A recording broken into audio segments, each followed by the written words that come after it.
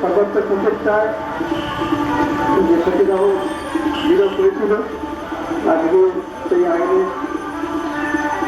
জারি হয়েছে আজকে 4 ডিসেম্বর 1828 সালে রামমোহন রায়ের উদ্যোগে কলকাতার পথে মহিলা সাহিত্যের যে নেতৃত্বে এই সাহিত্য জারি আমরা আয়োজন করেছি, আমরা তুলেছি কলকাতার পুরো প্রাচীনতম বঙ্গীয় অঞ্চল বাগবাজার ধরে বাগবাজার স্ট্রিট ধরে আমরা এসে সামনে আমাদের বাগবাজার স্ট্রিট আর গিরিশের সংরক্ষণ গিরিশের এভিনিউ পেরিয়ে সোজা রাস্তাটা গঙ্গার দিকে এগিয়ে গেছে।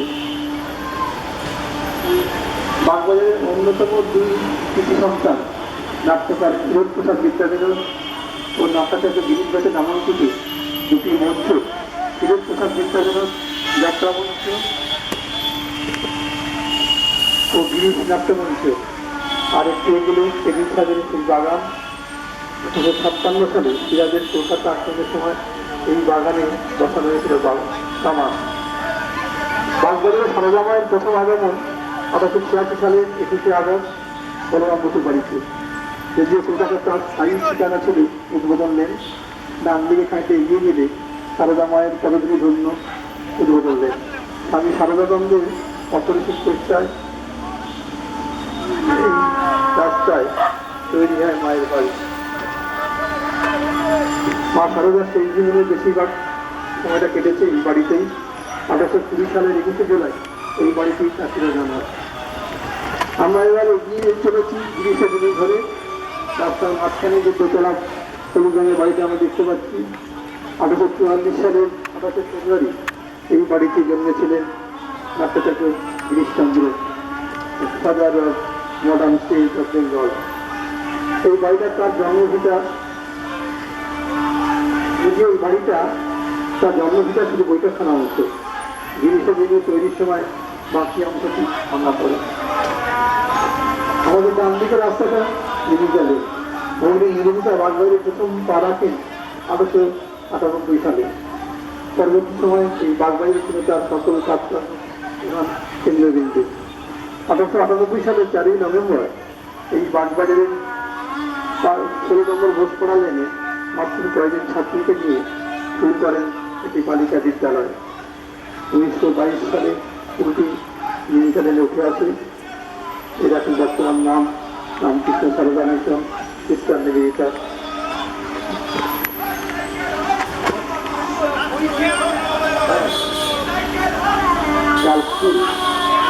এই রাস্তাটি আছে আমরা পেরিয়ে যাচ্ছি। ডান দিকে বলরাম মন্দির, দক্ষিণেশ্বরের বাইরে শ্রীরামকৃষ্ণের সবথেকে প্রিয় স্থান ছিল তার গৃহভক্ত বলরাম বসুর এই বাড়িটি। 1882 সালে 11 মার্চ শ্রী রামকৃষ্ণ প্রথম আসেন এই বাড়িতে। তারপর এখানে বহু এসেছেন তিনি। বাড়িটিকে ঠাকুর বলছেন মায়ের দ্বিতীয় কন্যা। আমাদের রাজা রামমোহন রায়ের দিয়ে অনেকবার হচ্ছেন ভোগের নির্মিতা। তিনি আমাদের তার সংগৃহীত গ্রন্থ দিয়েছেন আমাদের, সেটা আমাদের লাইব্রেরিতে আছে।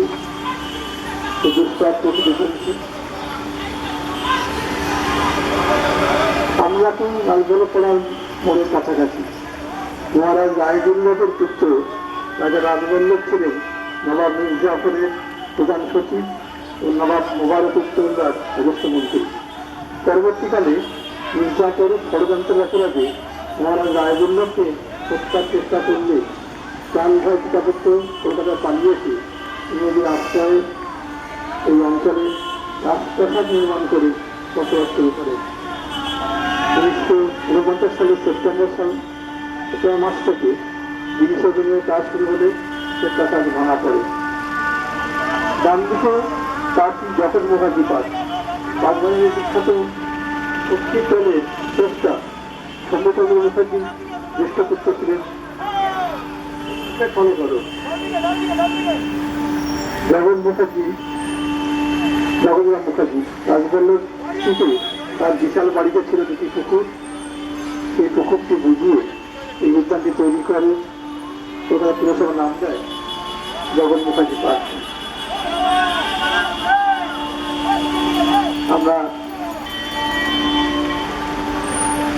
আমরা ঢুকে পড়েছি। চারদিকে আছে রসগোল্লা, কলমবাস, রবীন্দ্রচন্দ্র দাসের দোকান। মানে বাগদায় শুধুমাত্র সাংস্কৃতিক জায়গায় ছিল না, আমাদের মিষ্টান্ন শিল্প, রসগোল্লা, আন্তর্জাতিক খ্যাতি সম্পন্ন মিষ্টি, তারও জন্ম এই বাগবাজারে। আমরা ঢুকে পড়েছি মদন মোহনতলা সিটি। 1942 সালে এই রাস্তার কাজ শুরু হয়ে শেষ হয় 1950 সালে। এই রাস্তার পাশেই আছে মদনমোহন মন্দির উপস্থিত অঞ্চল, নাম মদন মোহনতলা। কুমারটুলি ধনী লবণ ব্যবসায়ী গোকুল মিত্রের হিসাবতুল্য বাড়ি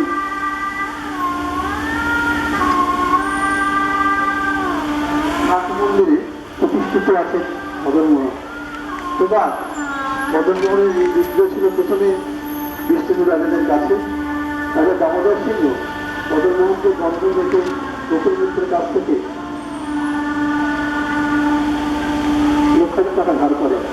নির্দিষ্ট সময়ের মধ্যে সে টাকা শোধ দিতে না পারায় মদনমোহন চিরকালের জন্য থেকে গেলেন গোকুল মিত্রের আক্রমণ করে।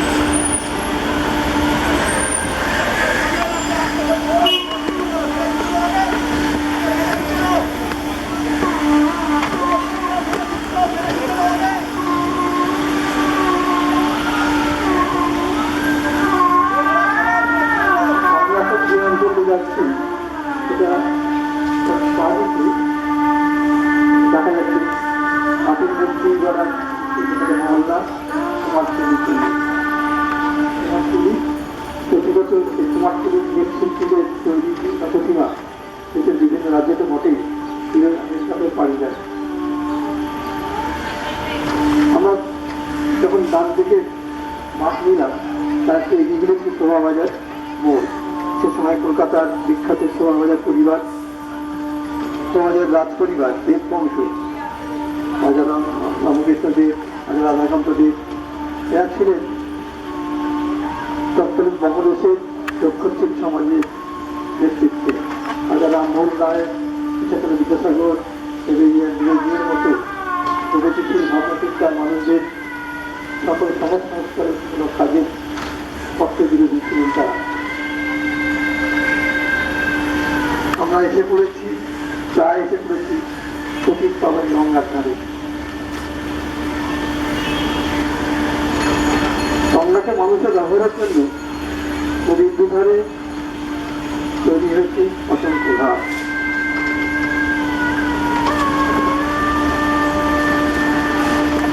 আমরা চট্টগ্রামের লাইন পেরিয়ে এসে পড়েছি গঙ্গার ধারে। গঙ্গায় এখন ভাটা চলেছে।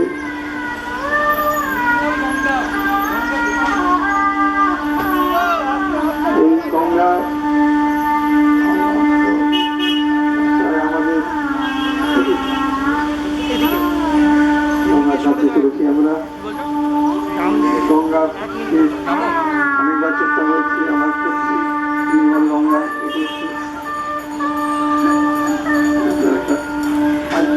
ডিসেম্বর 2021, 143 বছর আগে 1828 সালে এই দিন রামমোহনের সর্বাত্ম প্রচেষ্টায় সতীদাহ নিবারণ আইন জারি হয়েছিল। সতীদাহ প্রথার বিরোধ দিবসকে স্মরণ করে রামমোহন রায়গিরি উদ্যোগে আজকের কলকাতার প্রথম মহিলা সাইক্লিস্টদের নেতৃত্বে এই সাইকেল র্যালি।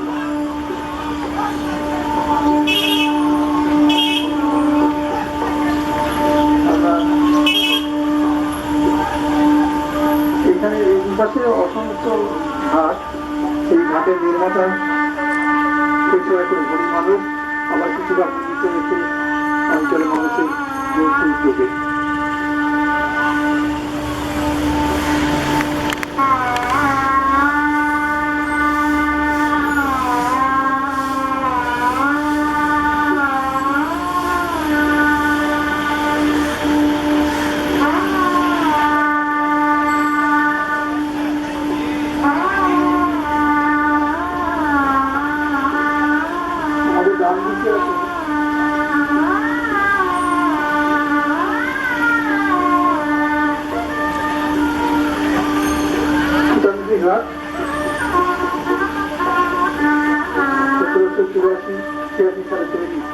মার্কেটের ম্যাপে পথটির নাম দেওয়া হয়েছে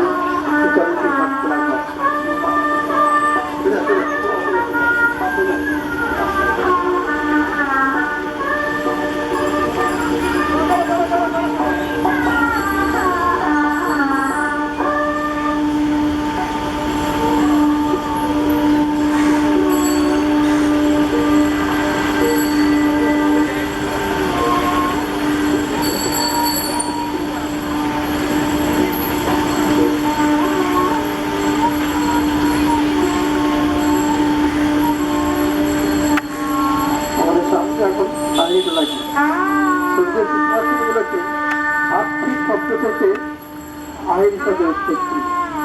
আর্থিক মানে তারা পশুপাখি শিকার করে বসে বিক্রি করে, তাদের তোলা আইনিকতা।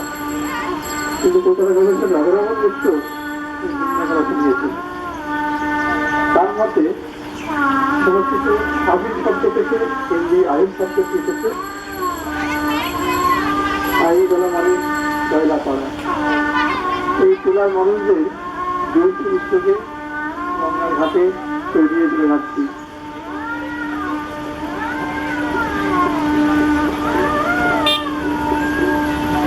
এই বাগবাজার নামের পিছনে আছে আইনিতলার অবদান। এই আইনিতলার কয়লাতে দুজনের বাঁধ, দুটোর বাঁধ বিক্রি হতো বাগবাজারে একসঙ্গে বাজার ছিল। এই বাঁধ বাজার তার থেকে বাগবাজার শহরে লঞ্চঘাট পেরিয়ে চলেছি। যাচ্ছি আস্তে আস্তে তিনতলা মহাশ্মশানের দিকে।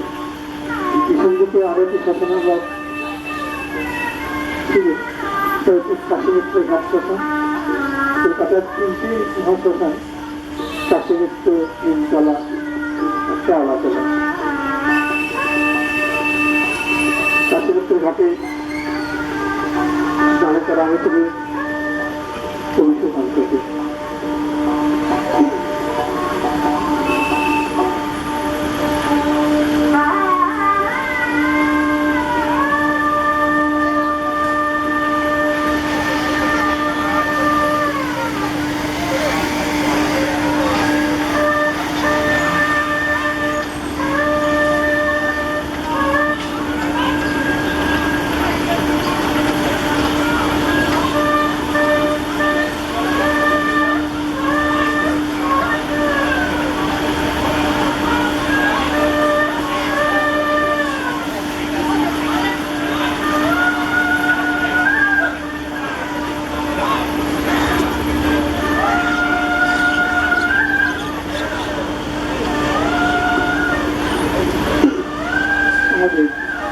মহিলা চাকরিদের নেতৃত্বে সাইকেল র্যালি এগিয়ে চলেছে, এগিয়ে আসছে। আজ 4 ডিসেম্বর বছর আগে 1928 সালে যেদিন 70তম যে ভারত আইন জারি হয়েছিল, রামমোহনের রাজা রামমোহনের সর্বাত্ম প্রচেষ্টায় উদ্যোগে সেদিন তিনি স্মরণ করে রাজা রামমোহন রায়গিরি উদ্যোগে এই এই সাইকেল যাত্রা